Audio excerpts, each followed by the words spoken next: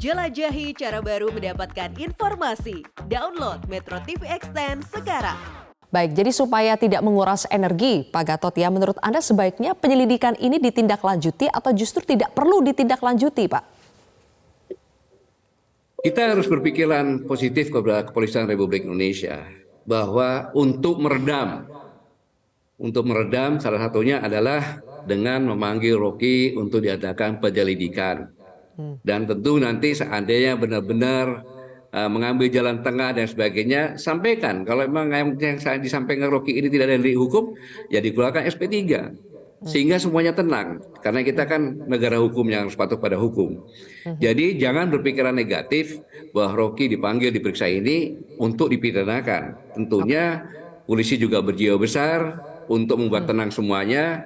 Dalam kondisi yang seperti ini, yakinlah bahwa polisi ini akan berbuat yang terbaik untuk bangsa dan negara ini. Baik, oke.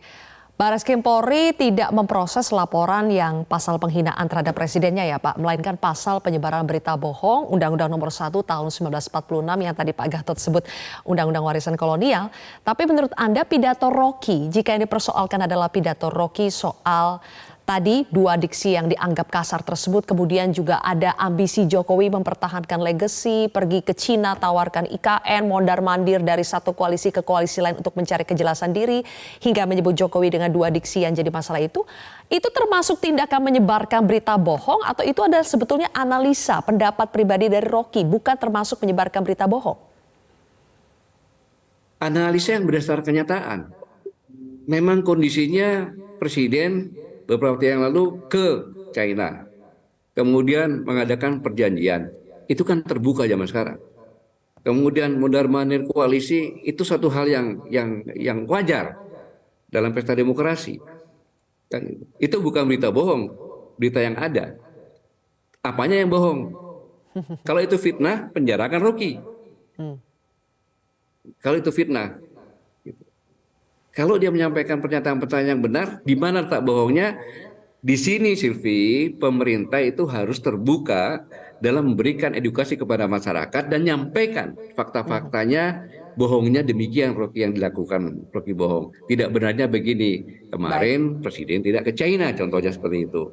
Sehingga masyarakat memahami semuanya. Saya pikir masyarakat Indonesia ini haus akan informasi dari pemerintah yang menyampaikan hal yang sebenarnya begitu.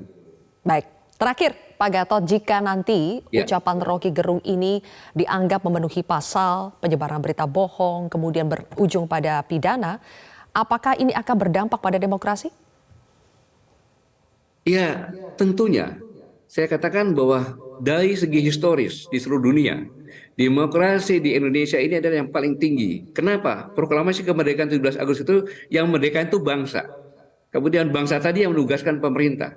Lalu kalau rakyat sebagai tuan berbicara atau diberangus, itu tidak bisa. Kecuali yang dibicarakan mengandung fitnah atau mengpolitisasi identitas.